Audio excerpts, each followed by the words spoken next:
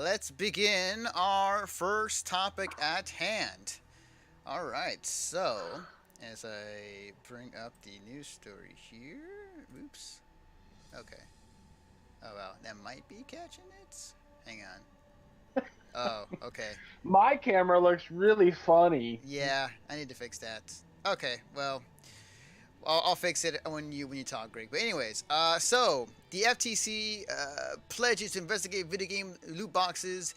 This is reported by. Let me see if I can get the actual. Okay, broadcasting and cable, and this is written by John Egerton. Joseph Simmons, chairman of the Federal Trade Commission, pledged to Congress Tuesday, November 27th, that his agency would look into video game loot boxes, which generate ongoing revenue from online games via virtual items that can be bought, say, new or more powerful weapons.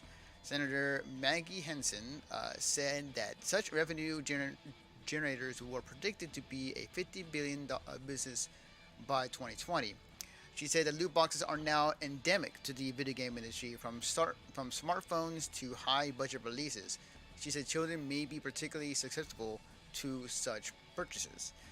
She also found that the UK reported that 30% of kids have used loot boxes in video games, which could collaborate with prom gambling later on. And it goes on to say like what they're investigating. So the government yet again at it again, uh, trying to sorry, someone in chat. Um, so they're at it again yet again when it comes to getting their hands or getting into the game industry, investigating loot boxes and whether that they are the problem that they need to control. So, so what's funny about this? Like, I kind of brought this up to you when I first heard about it a Mm-hmm. couple weeks ago. And if you listen to the podcast regularly, you know where my stance on loot boxes is.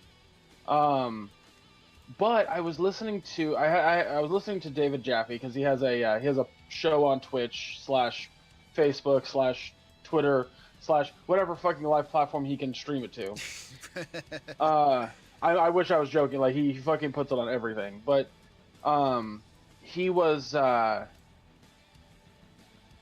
he was talking to his audience because he was tweeting about it, and he was pointing out that like first and foremost, loot boxes are not for children. They're not meant to be for children. They're meant to be for adults who have credit cards.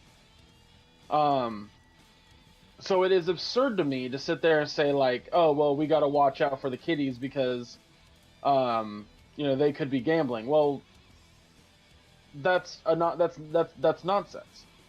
That's no different than going to the extent of saying, well, you should absolutely stop kids from buying M-rated games or they can't play M-rated games because they're intended for adults. It's going to happen, period. If you're the type of parent who doesn't want to take the necessary steps to prevent your child from doing such things, like buying loot boxes or playing M-rated games, that's on you as a parent. That's not in no way, shape, or form should ever be put onto A, gamers, or B, the gaming developers. That's just not a thing. Secondly, Mm-hmm. to insinuate that people, kids, adults, can't control themselves when it comes to quote unquote gambling is completely, in my opinion, counterproductive to the argument. Um, it's when you sit there and say, like someone like Jim Sterling says that uh, loot boxes are a problem because people can't be controlled. You're putting such little faith in the people that you're quote unquote protecting from loot boxes. Right, and this is something I brought up. This is something I told you like before the government kind of like a week before the government started to get in, because I told you that like they're gonna take on the stance of like it's protecting the kids, and that's gonna because the mentality of the government is a bunch of old people, old men and old women who still have that mind way of thinking. And that's what exactly what happened a week after. It's just like they're looking to loot boxes because it's affecting the kids and gambling and whatnot. And for those who listen to the podcast, everybody knows my stance against loot boxes. But one of the things that I feel, if you're really going to go into an argument, if you're really going to go into, why exactly you don't want or why you're investigating, you can't just say to protect the kids. That kind of get you so far. Like, that's going to be something where you have to really dig deep and it's like, okay, what evidence can you present to me? Like, what studies, what can you show that why loot boxes, why is it bad for people? Why is it bad for people to let this happen? But to your point, Greg, these loot boxes aren't for kids. These are for people with a credit card, people with an acceptable income, and Yeah. that it's the same argument that like. It reminds me of the same argument of people saying like, these games, mature games, shouldn't be played for kids. Well, the reason why that happens often is because A, it's very easy to get your hands on an M-rated game. B, parents don't have the knowledge of like, hey, this game you probably shouldn't buy for your kid because it's going to be something where they're going to play it and it's not maybe something that they'll get scared of, or like something not for their I'll say this: as someone who worked at, like, first off, there's no law stopping kids from playing M-rated games. Not that there should be. I'm just saying there's no law. Secondly, yeah. Anthony, when I was a kid, okay, before video games became what they are, fucking another goddamn scammer call. They're calling. Jesus Christ, leave me alone. The government's already on us already. When I would watch an R-rated movie with my folks, they took the extra time, because they're being parents, to tell me it's not real, right? To let me know. I want to get to what Music Drummer said in the chat, but the idea that a child can't handle what they're seeing in an M-rated game is bullshit to me. It's absolute bullshit. I've seen it from time and time again, Anthony, that kids kind of don't pay attention to certain things. They just don't.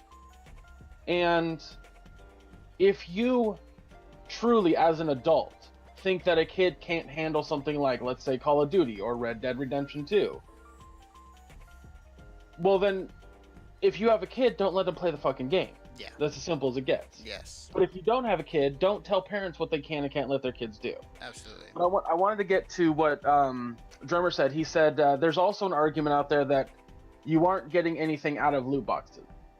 You are. You are getting things out of loot boxes. So loot boxes to me are no different than gachapon or a claw machine. Actually, it's worse than a claw machine. Yeah. every time you open up a loot box, you're getting something out of it.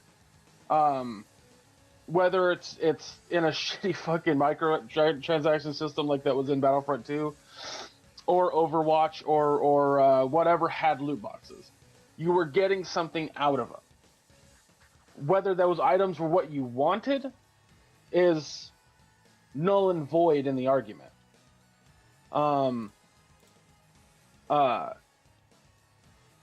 Well, yeah, exactly, Drummer. It's a case-by-case basis.